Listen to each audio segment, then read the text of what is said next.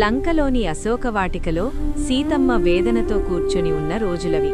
దుష్టుడైన రావణుడు పదే పదే వచ్చి బెదిరించినా, మాటలతో మాయచీయాలని ప్రయత్నించినా, ఆఖరికి శ్రీరాముడి రూపంలో వచ్చినా ఆమె ధైర్యాన్ని కదనించలేకపోయాడు. అతని ఎదురుగా నిలిచిన ప్రతీసారీ సీతమ్మ ఒక చిన్న గడ్డి తునకను తన ముందుంచి దానినే చూస్తుండేది. ఆ గడ్డి రామునికంటే మధురమా అని రావణుడు వ్యంగ్యంగా అడిగినప్పుడు ఆమె కళ్లలో జారిన కన్నీళ్లు కేవలం బాధ వల్ల కాదు, ఒక పవిత్ర స్మృతి వల్ల. అది అయోధ్యలో జరిగిన సంఘటన.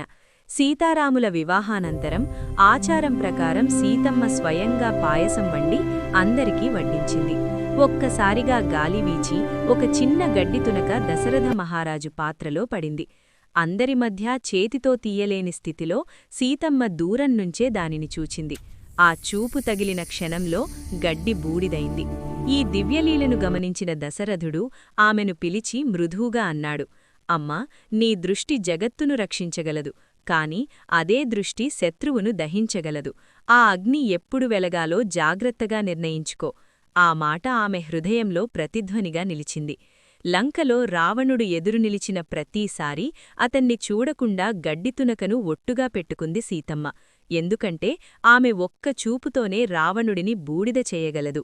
కాని ఆమె కోరింది తన శక్తి ప్రదర్శన కాదు, ధర్మ విజయం. ఆ అగ్ని శ్రీరాముని బాణంగా వ్యక్తమవ్వాలిగాని తన చూపుగా కాదు. ఆ గడ్డితునక ఒక తెర మాత్రమే కాదు, అది ఒక హెచ్చరిక, ఆమె శక్తికి నియంత్రణ, ఆమె భర్తపై ఉన్న పరమభక్తికి సాక్ష్యం. గడ్డి చిన్నదైనా సీతమ్మ సంకల్పం ముందు లంక సామ్రాజ్యం కూడా అంతే చిన్నది.